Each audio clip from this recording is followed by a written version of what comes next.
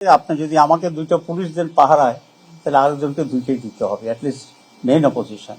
Everybody is seeing this. এটা এমন না যে খুব সূক্ষ্মভাবে হচ্ছে, এগুলোই তো মানুষকে এক ধরনের মেসেজ দিচ্ছে। সরকার এবং ইলেকশন কমিশনের কিছুটা পক্ষপাতিত্বের কারণে একটা ইমপ্রেশন দেওয়ার জন্য চেষ্টা করা হচ্ছে। এটাকে আপনারা মোটে দেখতেছেন না, এটাকে শুধু আমরাই দেখছি। একটি একটা ব্যক্তি আসছে, ওনার সিকিউরিটি অবশ্যই দরকার, আমরা এটা ফিল করি, কিন্তু যে হিসাবে প্রজেকশন হয়েছে, এরপরে এখনো যেভাবে প্রজেকশন হচ্ছে, তো এগুলোই তো মানুষকে এক ধরনের মেসেজ দিচ্ছে। ঠিক আছে, সরকারি কর্মকর্তাদের এই সরকারি মেসেজের কারণে আরো কিছু ইন্টারেস্টেড লোকেরা গিয়েছে, এক ধরনের ইমব্যালেন্স তৈরি করছে। আমার মনে হয় এটা আপনাদের কাছে আমাদের চেয়ে আরো বেশি পরিষ্কার আছে।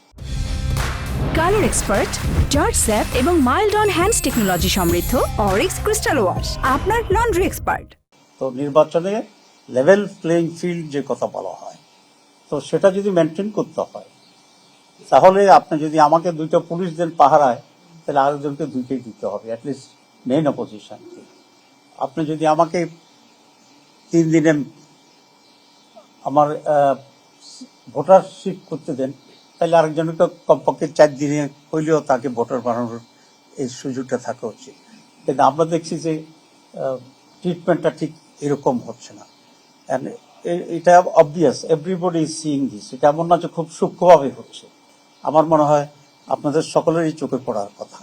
আমরা এত আগে এটা বলতে চাই না, আমরা আশা করি সরকার এবং ইলেকশন কমিশন এনাফ স্টেপ নেবে একটা সুষ্ঠু নির্বাচনের জন্য, এবং সেই পর্যায় পর্যন্ত যেতে হবে না বলেই আমরা আশা করছি, এবং এই আশার উপর থেকেই আমরা আমাদের চেষ্টা চালিয়ে যাব।